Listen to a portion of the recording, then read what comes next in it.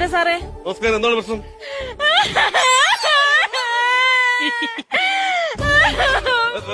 കരയാതെ കാര്യം പറയണം. എന്താണ് പ്രശ്നം? സാറേ, എന്നൊരുത്തനെ എപ്പോ നോക്കിയാലും മെസ്സേജ് വിട്ട് ശല്യം ചെയ്യുന്നു സാറേ.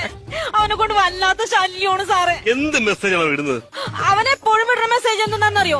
എനിക്കൊരു കാര്യം പറയാനുണ്ട്, എനിക്കൊരു കാര്യം പറയാനുണ്ട്, എനിക്കൊരു കാര്യം പറയാനുണ്ട്. ഇത് തന്നെ പറഞ്ഞുകൊണ്ടിരിക്കും സാറേ. ഇവര് നിങ്ങൾക്ക് അവരെ ബ്ലോക്ക് ചെയ്യായിരുന്നല്ലോ. അയ്യോ, അങ്ങനെ ബ്ലോക്ക് ചെയ്യാൻ പറ്റൂല സാറേ. എനിക്കൊരു കാര്യം പറയാണ്ടെന്ന് ആരെങ്കിലും പറഞ്ഞാലേ അതെന്ത് കാര്യമെന്ന് അറിയാൻ വേണ്ടി എനിക്ക് എപ്പോഴും ഇങ്ങനെ ദൂരം വന്നോണ്ടിരിക്കും. ഉറങ്ങാൻ പറ്റൂല സാറേ അത്. ബെസ്റ്റ്. എങ്കിൽ പിന്നെ നിങ്ങൾക്ക് അവനോട് തന്നെ ചോദിച്ചുകൂടായിരുന്നോ എന്താണ് പറയാനുള്ളതെന്ന്? സാറേ, ഞാൻ അവനോട് ചോദിച്ചു സാറേ. എന്നിട്ട് അപ്പൊ അവൻ പറയാണേ ഒറ്റക്ക് വന്നാ പറഞ്ഞു തരാന്ന്. മെസ്സേജ് അല്ല അവന്റെ ലക്ഷ്യം. സത്യം. നിങ്ങളാരാണ്? ഇതെന്റെ ഭർത്താവാ സാറേ.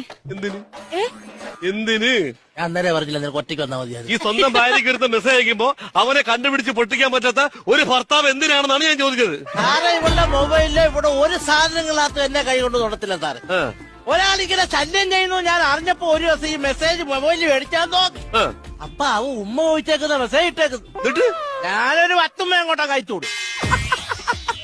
എടാ, നീ 10 രൂപ അങ്ങോട്ട് അയച്ചു കഴിഞ്ഞാ തന്റെ ഭാര്യയാണ് അയച്ചെന്നല്ലേ വിചാരിക്കുള്ളൂ. എനിക്കറിയാലോ എന്റെ ഭാര്യയല്ല ഞാനാ മെസ്സേജ് അയച്ചത്. അത് അവനറിയത്തില്ലല്ലോ. അവനിനി എന്ത് കരുതിയാലും എന്താ പറയുക, എന്റെ ഭാര്യ പതിവ്രതയാണെന്ന് എനിക്കറിയാമല്ലോ. നിന്റെ പേരെന്തോ?